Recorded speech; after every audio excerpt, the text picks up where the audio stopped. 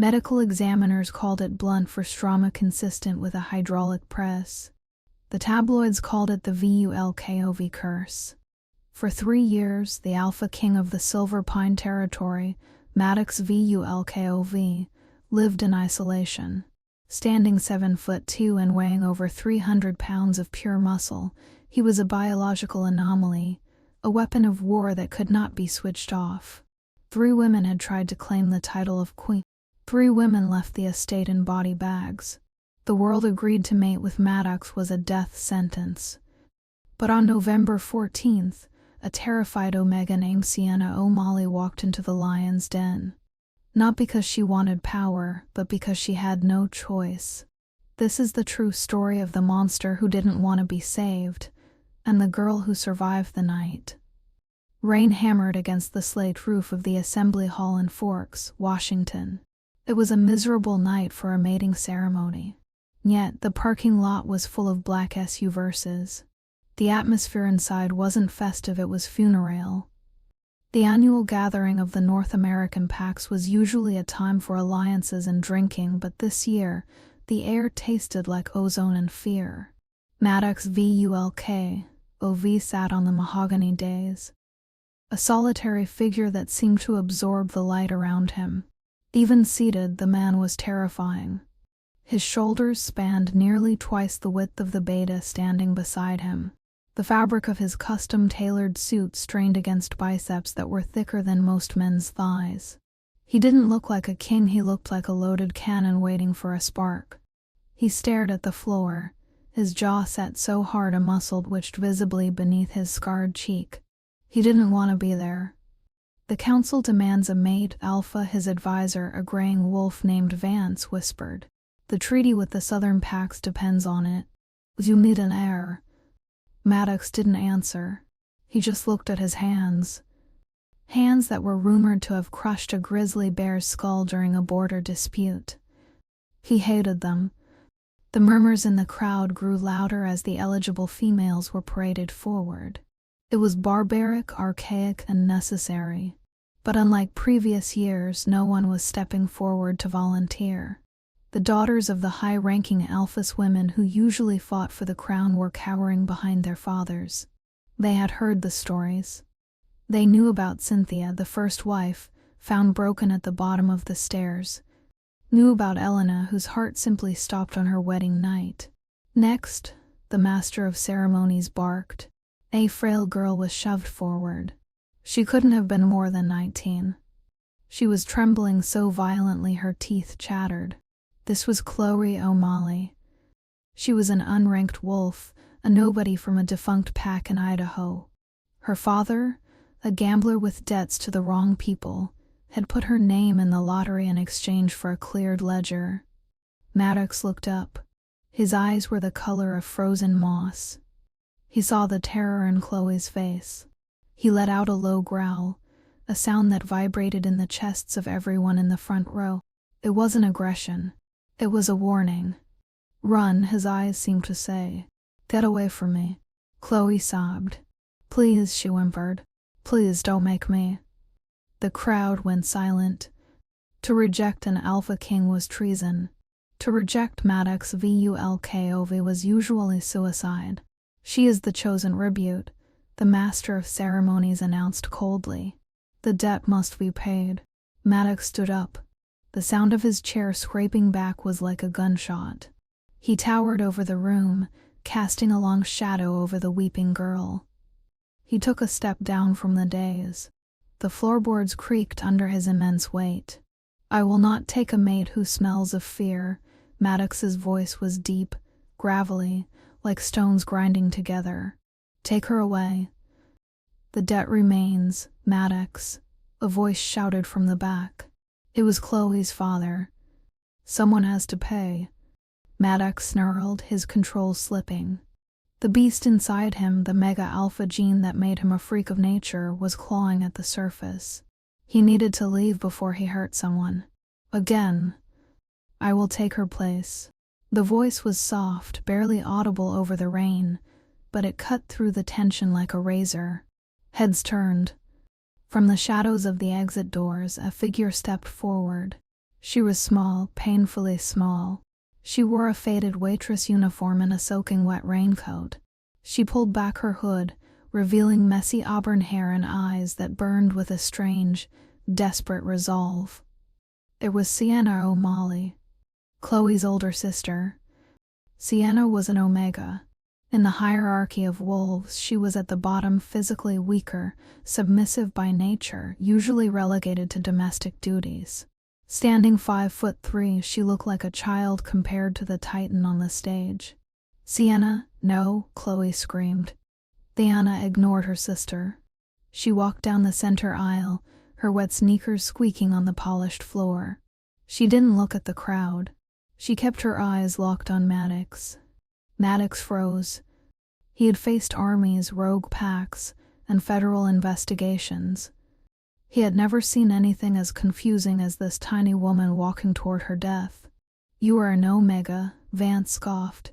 "You cannot handle the Alpha's energy. You would burn out in a week. The lost eights a volunteer supersedes a lottery pick," Sienna said, her voice shaking but her chin high. She stopped at the foot of the dais. She had to crane her neck back just to look Maddox in the eye. "I volunteer. I take the debt. I take the bond." Maddox looked down at her. He could snap her neck with 2 fingers. He could crush her just by rolling over in his sleep. She was fragile, breakable. "Do you have a death wish, girl?" he asked quietly. "I have a sister," Sienna replied. "And I won't let you kill her." Maddox flinched. The accusation hit its mark. Liher. That's what everyone thought. That he was a murderer. He leaned down, his face inches from hers. He smelled like pine, rain, and raw, overwhelming power. The sheer pressure of his aura usually made Omgeza faint. Sienna's knees buckled, but she grabbed the edge of the dais to stay upright. She didn't look away. "I am not a prize," Maddox whispered for her ears only. "I am a graveyard." "Then bury me," Sienna whispered back. "But let her go." Maddox stared at her for a long, agonizing minute. He saw the terror in her pulse, the way her heart hammered against her ribs like a trapped bird.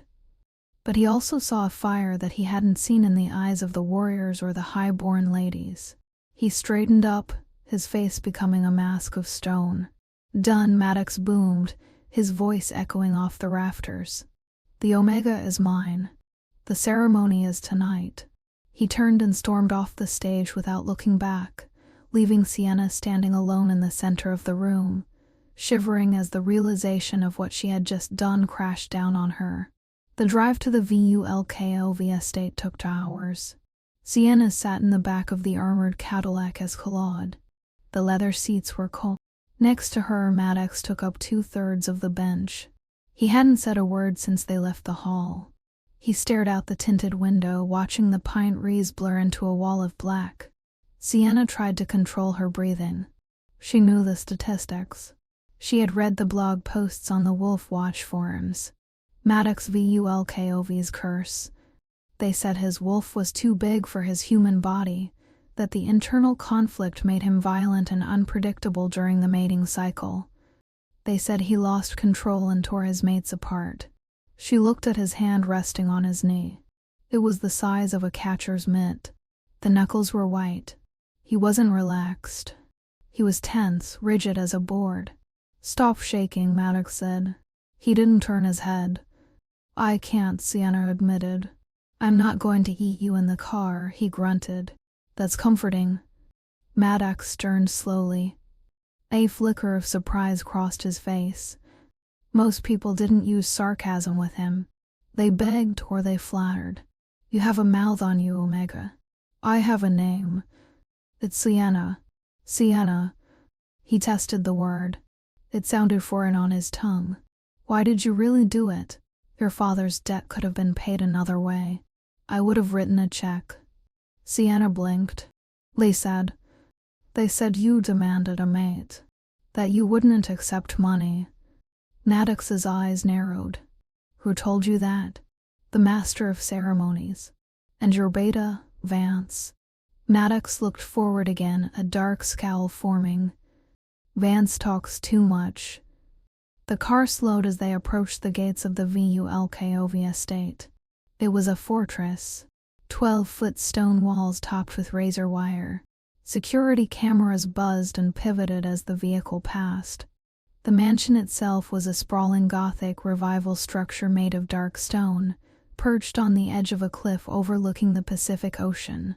It was beautiful, but it looked lonely. The car stopped.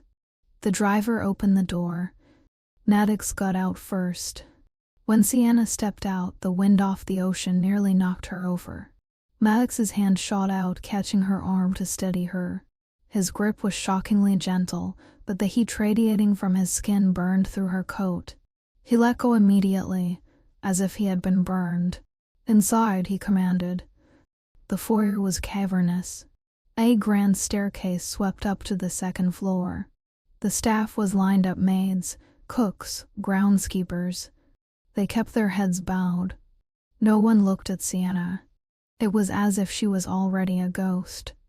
"Dinner is served in the West Wing, Alpha," Vance said, stepping out of the shadows. He looked at Sienna with a mixture of pity and disdain. "Shall I prepare the bridal suite?" Maddox stiffened. "No." Vance paused. "Sir, put her in the blue room down the hall." "But the mating rites." "I said the blue room," Maddox roared. The sound was so loud a vase on a side table rattled. The staff flinched.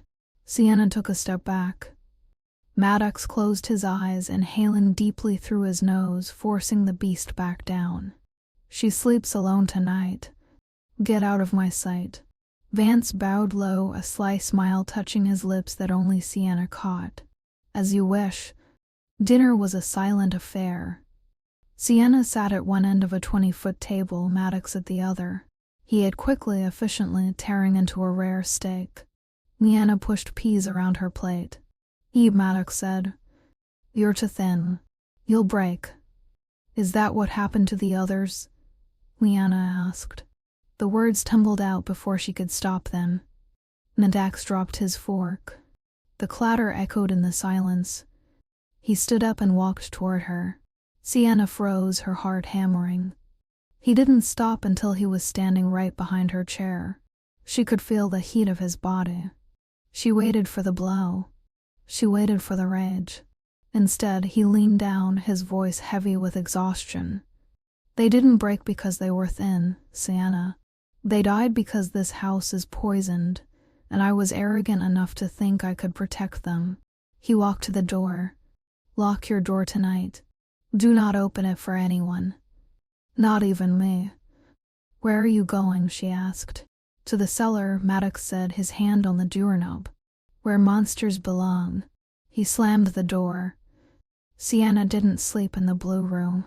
After 2 hours of lying awake, listening to the wind howl, curiosity overcame fear. She had to know. She crept out into the hallway. The house was silent. She followed the faint scent of damp earth and iron, Maddox's scent. It led her down the back stairs, past the kitchen, to a heavy steel door that looked like it belonged on a bank vault. It was slightly ajar. Juliana peeked inside. It wasn't a dungeon. It was a high-tech containment unit. The walls were reinforced concrete. And there, in the center of the room, was the mighty Alpha King.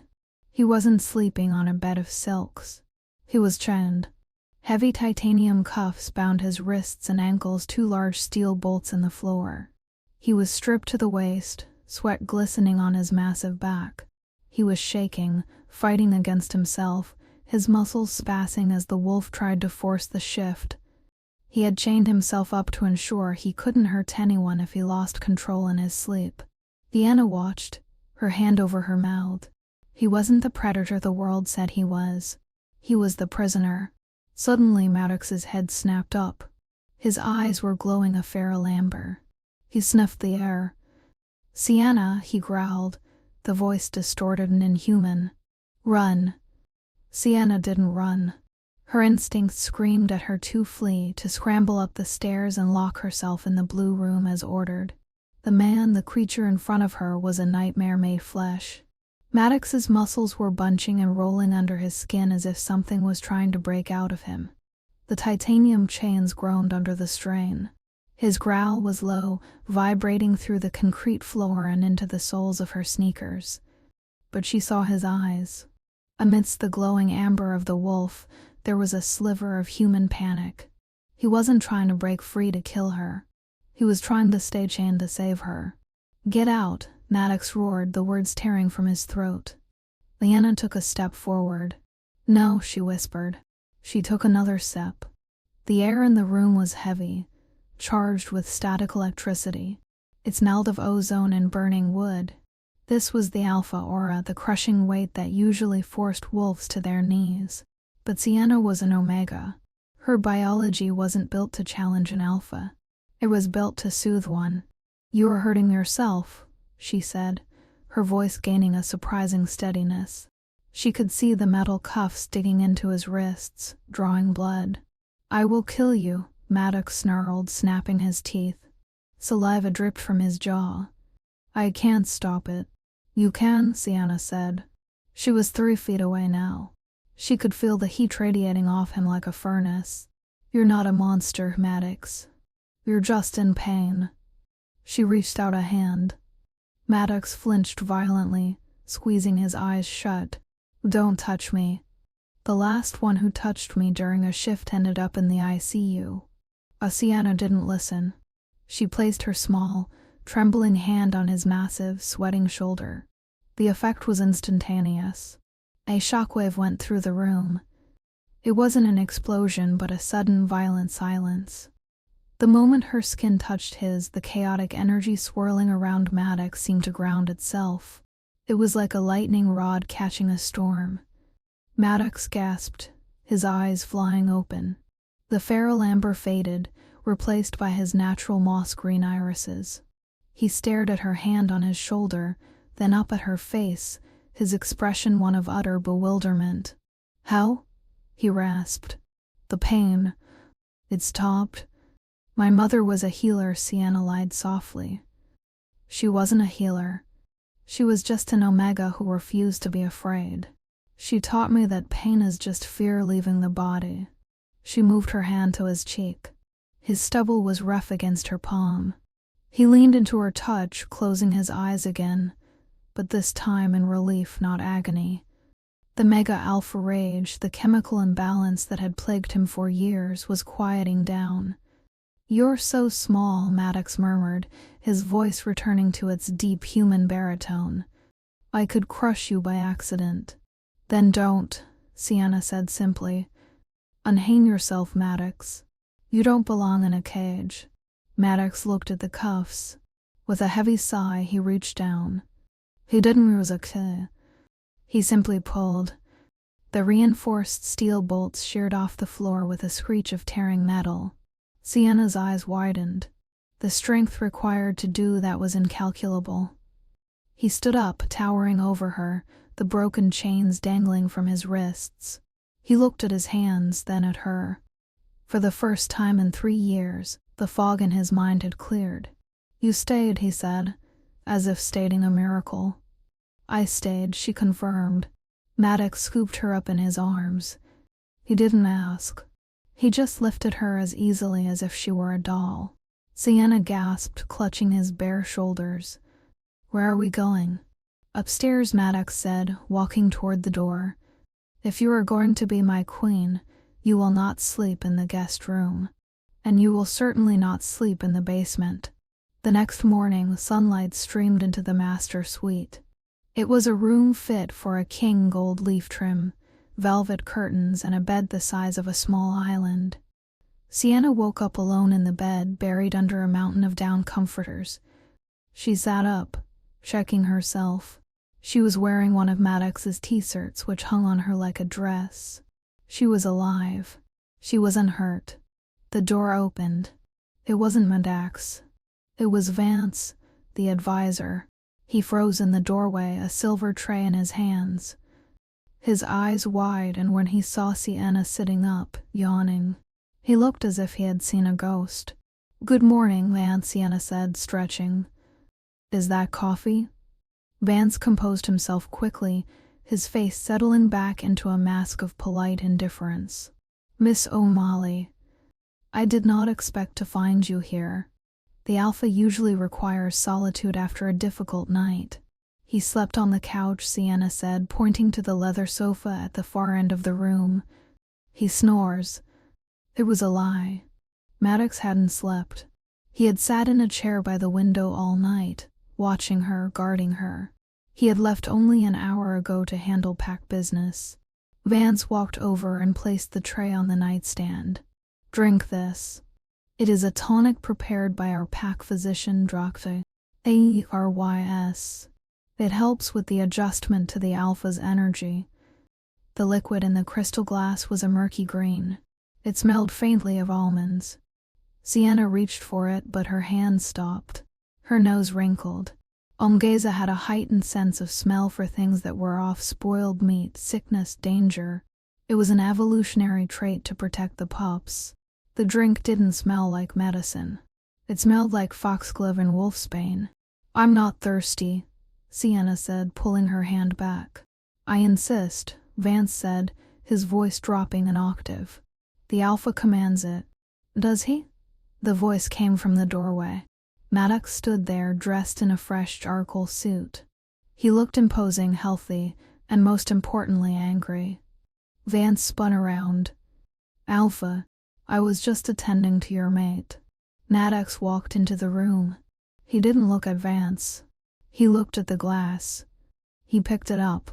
Dr. Werewolf prescribed this? Maddox asked. Yes, sir. For her nerves. Maddox brought the glass to his lips. No, Sienna shouted, scrambling out of bed. Maddox paused. He looked at Sienna, then back at Vance. Vance was sweating. A single bead of perspiration rolled down the older wolf's temple. Why did she yell, Vance? Maddox asked softly. Is there something wrong with the tonic? She is hysterical, Alpha. The bonding process. Maddox smashed the glass against the wall. The green liquid hissed as it hit the paint, bubbling slightly. Get out, Max said. The command was absolute. Vance bowed stiffly and hurried out of the room. Maddox turned to Sienna. His face was pale. You knew, he said. How did you know? It smelled wrong, Sienna whispered. Maddox. That wasn't medicine. Maddox walked to the window, staring out at the gray ocean. For 3 years I have been losing my mind, losing control. My strength has been growing, but my sanity has been slipping. Dr. Arys has been treating me for hyperalpha aggression syndrome.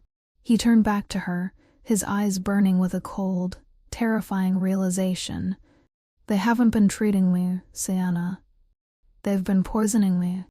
They wanted me to go mad. They wanted me to kill my mates so the council would deem me unfit to rule. Who? Sienna asked. Vance, Maddox said. And whoever is pulling his strings. They want the throne. And they realized they couldn't kill me in a fight, so they tried to make me kill myself. He walked over to her and took her hands. His grip was firm. You are in danger here. Every second you stay, you are a target. I'm not leaving, Sienna said stubbornly. Sienna, no. She cut him off. They think you're a monster. They think I'm a victim. Let's use that. Tonight is the winter solstice gala. All the pack alphas will be there. Vance expects you to be drugged and unstable. He expects me to be terrified. She looked up at him, her brown eyes fierce. Let's show them the king is back.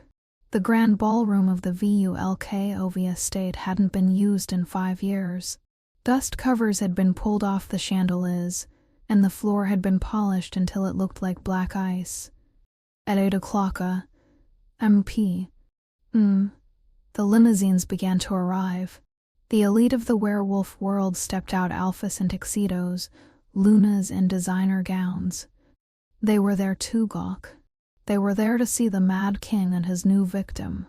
Rumors were already circulating that the new girl was dead or in the hospital. Bets were being exchanged in the corners of the room. Vance stood near the bar nursing a scotch, smiling thinly at the guests. He checked his watch. He had spiked the Alpha's private decanter an hour ago. By now, Maddox should be foaming at the mouth. "Ladies and gentlemen," the announcer called out, though his voice wavered. "Please welcome the Alpha King, Maddox Vulkov." The double doors at the top of the grand staircase swung open. The room went silent. Maddox appeared. He was magnificent. He wore a tuxedo that had been cut to accommodate his massive frame, accentuating the width of his shoulders. He didn't look sick. He didn't look mad. He looked like a god of war in formal wear. And on his arm was Sienna. She wasn't wearing the drab waitress uniform anymore. She wore a gown of shimmering emerald silk that hugged her curves and pooled at her feet. Her auburn hair was pinned up, revealing her slender neck. But it was the mark on her neck that drew every eye. It wasn't a bite mark, they hadn't completed the mating bond yet, but she wore the Vulkov family crest, a diamond necklace that had belonged to Maddox's mother. It was a declaration of protection. They descended the stairs together. Maddox moved with a predatory grace, his eyes scanning the room. He spotted Vance. He smiled. It wasn't a nice smile. "He looks stable," a Southern Alpha whispered to Vance. "Temporary," Vance hissed, his glass cracking in his hand. "Wait for the first dance." The orchestra began to play a waltz. Maddox led Sienna to the center of the floor. "I don't know how to waltz," Sienna whispered, gripping his shoulder. "Just follow me," Maddox murmured. "I won't let you fall." They moved together.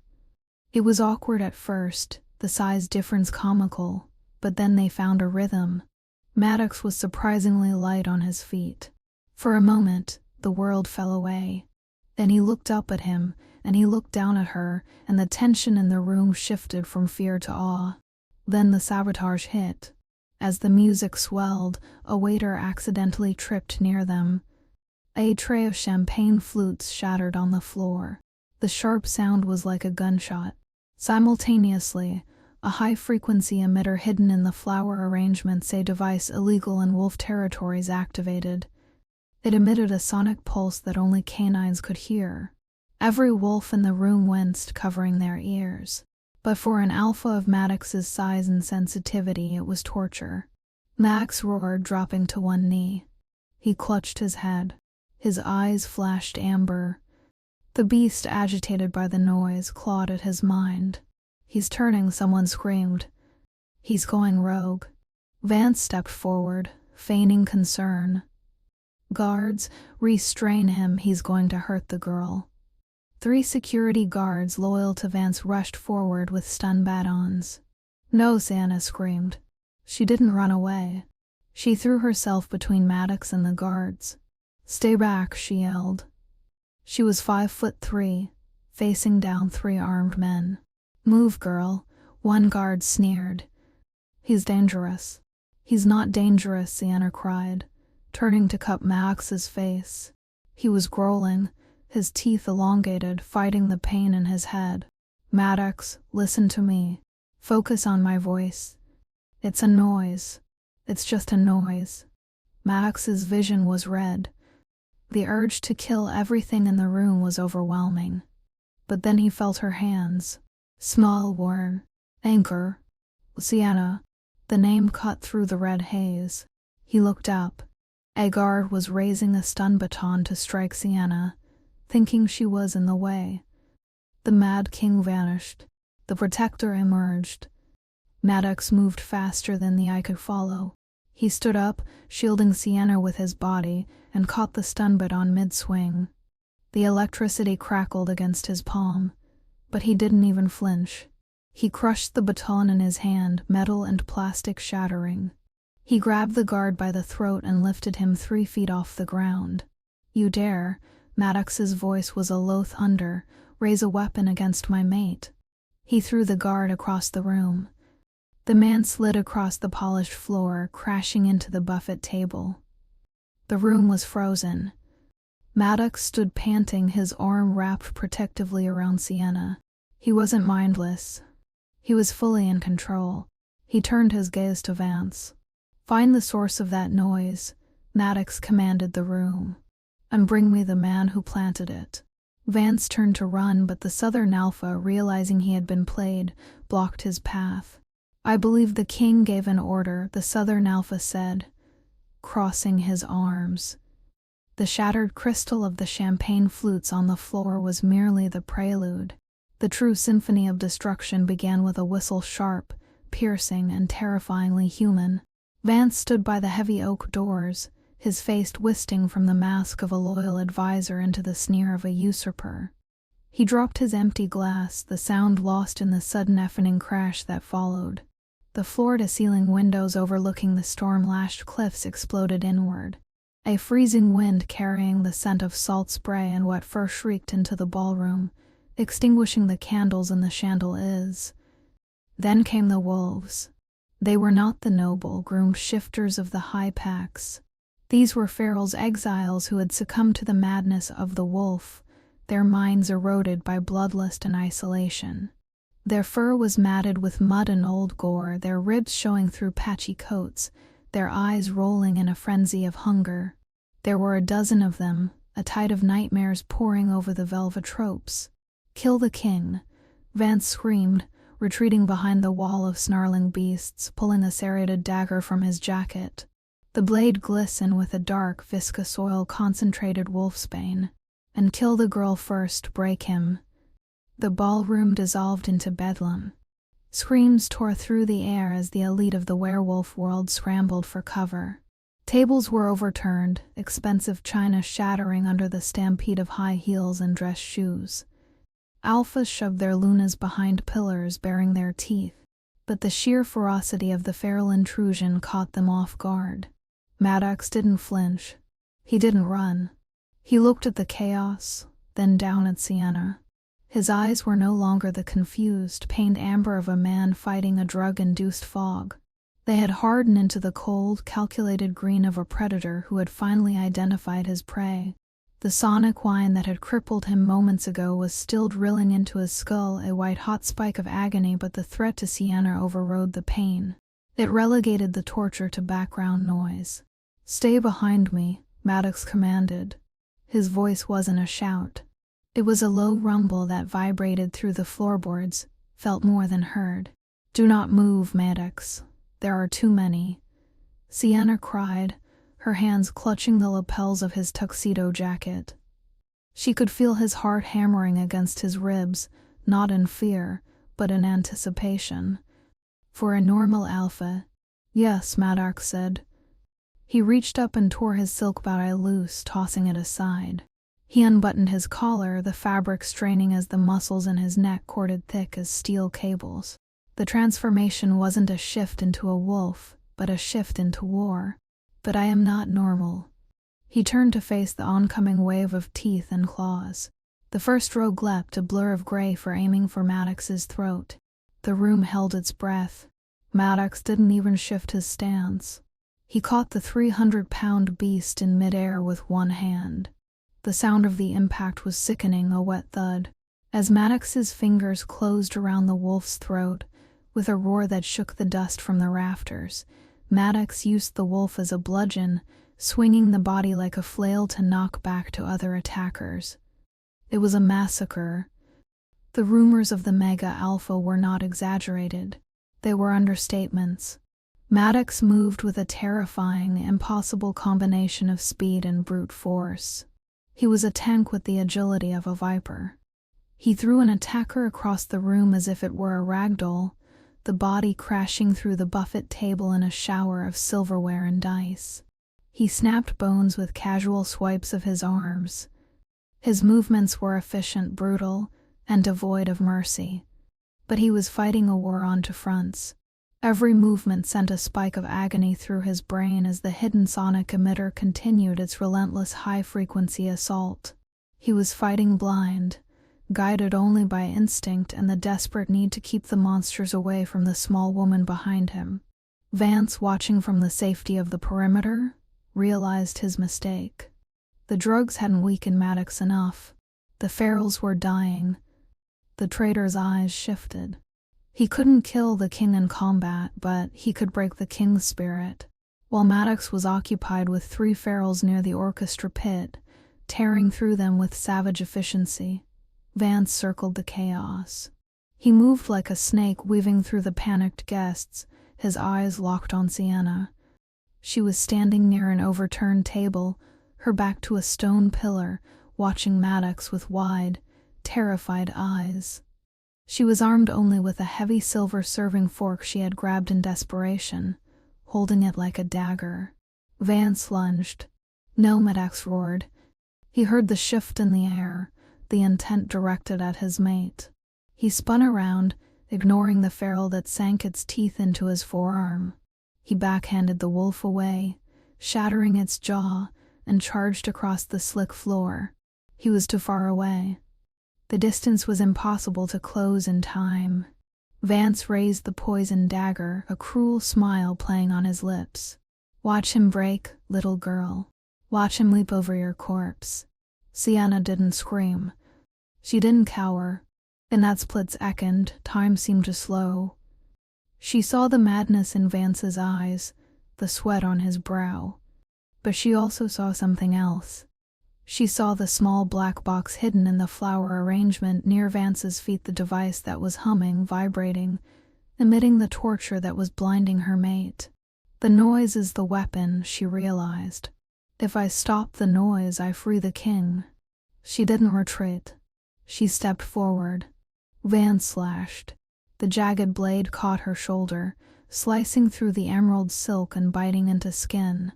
The sting was sharp and hot, and blood blossomed instantly, staining the green fabric black. "Sienna!" Maddox's scream was a sound of pure devastation. But Sienna ignored the pain. She ducked under Vance's arm, scrambling toward the buffet table. She didn't go for a weapon. She grabbed a heavy crystal pitcher filled with ice water. "Look at me," Vance shouted, turning to finish her off. Sienna spun around, heaving the pitcher with all her strength. She didn't aim at Vance. She aimed at the floor, directly at the sparking, humming black box nestled in the roses. "Shut up," she yelled. Crash. The water and ice hit the exposed electronics of the emitter. Z-I-Z-E pop. The device short-circuited with a violent flash of blue light and a puff of acrid smoke. The high-frequency wind died instantly. The silence that followed was deafening. It was as if the world had suddenly snapped back into focus. Maddox, suddenly free of the background agony that had been plaguing his senses for hours, skidded to a halt. He blinked, the red haze lifting from his vision. He felt a surge of pure, unadulterated power, crisp, clean, and limitless. His curse, the sensory overload, vanished. He looked at Sienna clutching her bleeding shoulder. Then slowly, terrifyingly, he turned his head to Vance. Vance froze. The dagger trembled in his hand. He looked at the king, and for the first time, he understood the gravity of his error. He hadn't unleashed a beast. He hadn't shackled a god. "You?" Vance stammered, backing away. "We can negotiate." The council. Maddox didn't negotiate. He moved faster than the eye could follow. He closed the distance in a single stride, grabbing Vance by the lapels of his expensive suit. He lifted the man 3 feet into the air and slammed him into the stone pillar with enough force to crack the masonry behind him. Dust fell from the ceiling. "You poison my mind," Maddox growled, his face inches from the traitor's. The sound was low, intimate, and horrifying. "You tortured me for 3 years. You tried to turn me into a monster to suit your ambition." He tightened his grip, bunching the fabric until Vance gasped for air, his feet kicking uselessly. "But you made a mistake," Maddox whispered, his eyes glowing with a lethal intensity. "You threatened her." Vance wheezed, the dagger clattering uselessly to the floor. Maddox didn't kill him. Death was too easy. He tossed Vance to the floor at the feet of the Southern Alpha, who had emerged from the crowd with his security detail. "Arrest him," Maddox commanded, his voice ringing with absolute authority.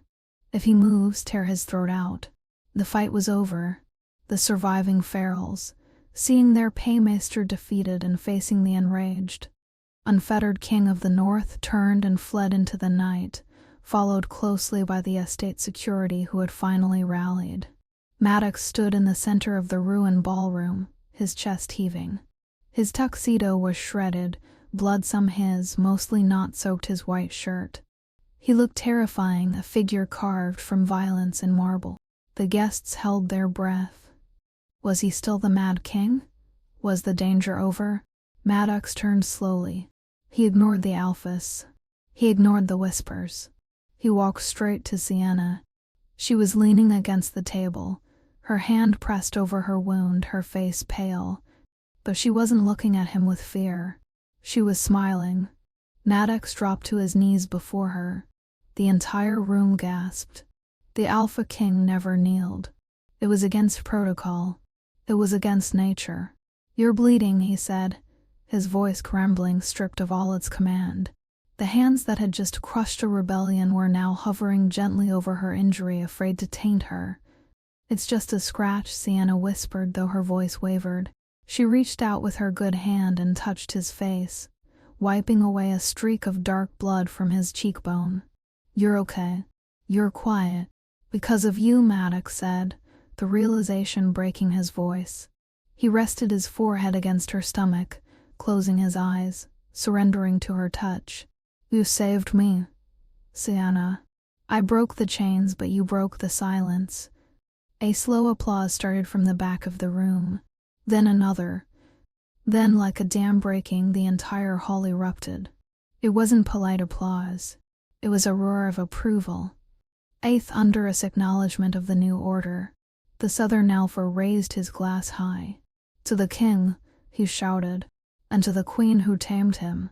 3 days after the incident in the ballroom, a heavy, cleansing snow began to fall over the Pacific Northwest. It blanketed the jagged cliffs and the dark stone of the Vulkov estate, burying the shattered glass and the bloodstains under a pristine layer of white. For the first time in a decade, the silence inside the mansion didn't taste like fear. It felt like peace. Sienna sat in the high-back leather chair of the private library, a fire crackling in the hearth before her. The warmth seeped into her bones, soothing the ache in her bandaged shoulder.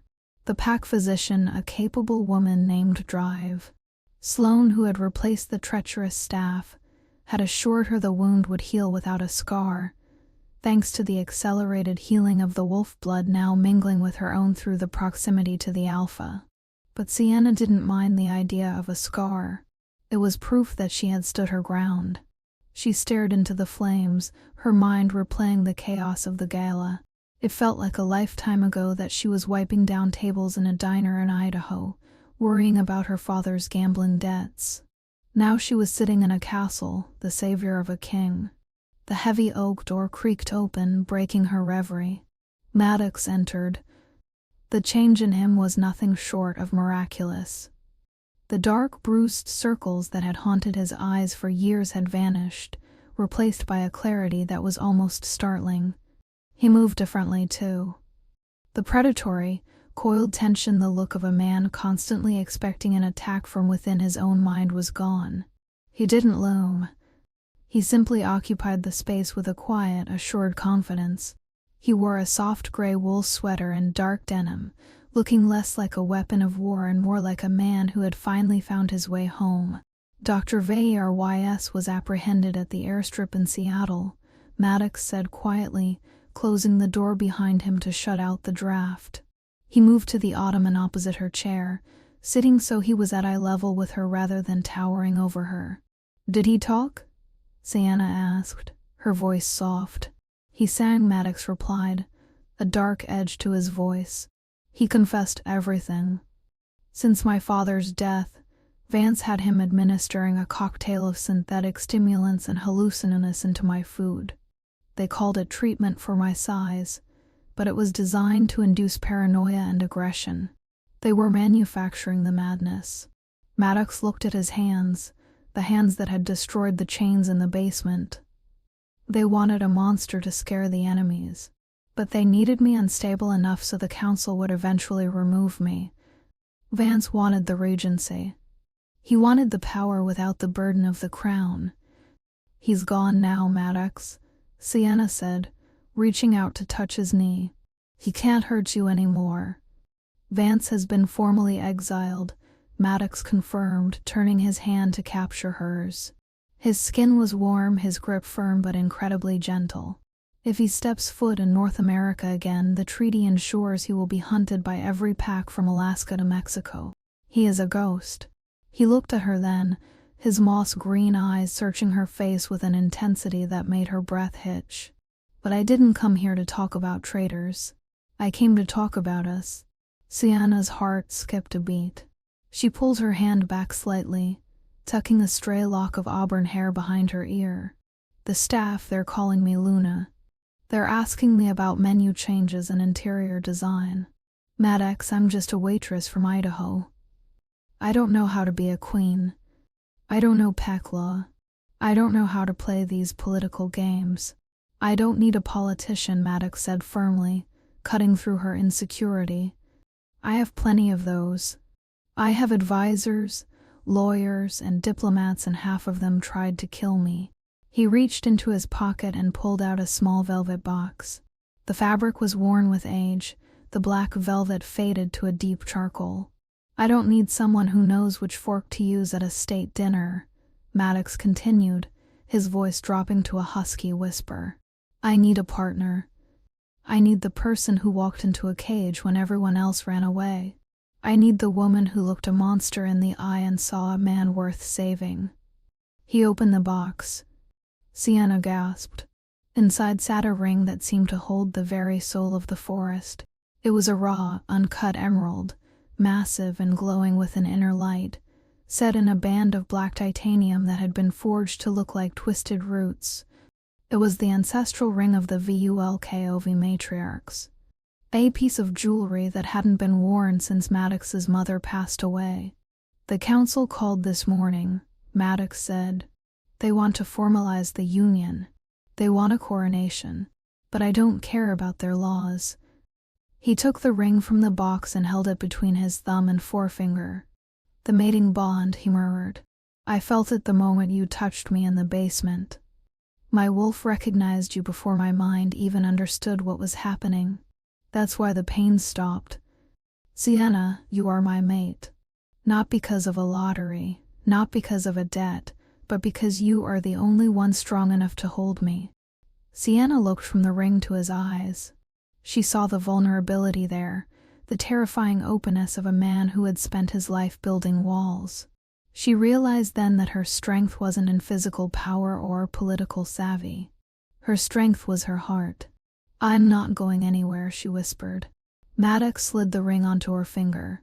It fit perfectly, as if it had been resisting itself for centuries waiting for her. "Then roll with me." He leaned in, and for the first time he kissed her. It wasn't the tentative, fearful touch of a stranger. It was a claiming. As their lips met, a jolt of electricity, the true alpha spark coursed between them. It wasn't painful. It was like coming up for air after being underwater for years. It was slow, tender, and filled with a desperate, overwhelming gratitude. It was the kiss of a man who had been drowning and had finally found the shore.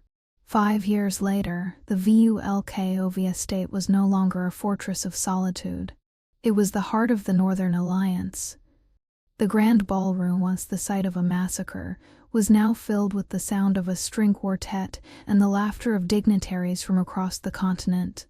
The Vulkov curse was a distant memory, a dark chapter in a history book that had been rewritten. King Maddox stood on the balcony watching the snowfall. He was still a giant of a man, his presence commanding respect from every alpha in the territory. But the rage was gone. He was the architect of the Great Peace, the leader who had united the warring factions. But he wasn't watching the guests. He was watching the garden below. There, bundled in winter coats, 3 rambunctious, oversized pups, 2 boys and a girl, were wrestling in the snow.